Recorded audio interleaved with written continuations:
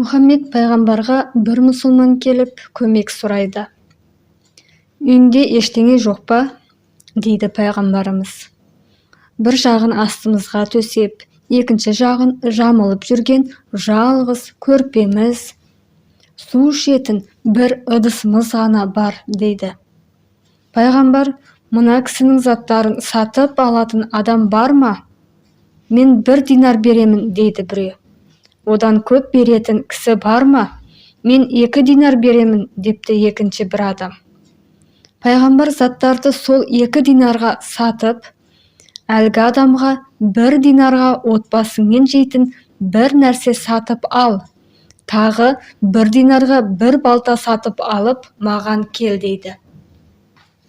Балтаны алып келген соң, енді таудан отын кесіп әкеліп, сат.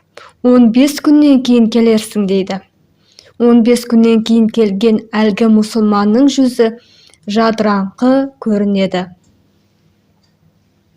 Ол күніне 1 динарға отын сатып, жартысын тамақ, жартысын киім етіпті. Сонда пайғамбарымыз осылай еңбек етіп тапқан напақаң қайыршылықтан 1000 есе артық.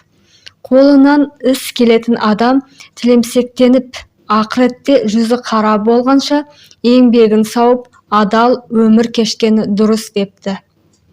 Бұл мысал әр адамның есінде жүргені абзал. Азырақ қорқып, көбірек үміттен. Мұң шағуды азайт, тереңірек дем ал. Судырақ сөзді азайт, көбірек сөйле. Жек көруді азайт, көбірек сүй.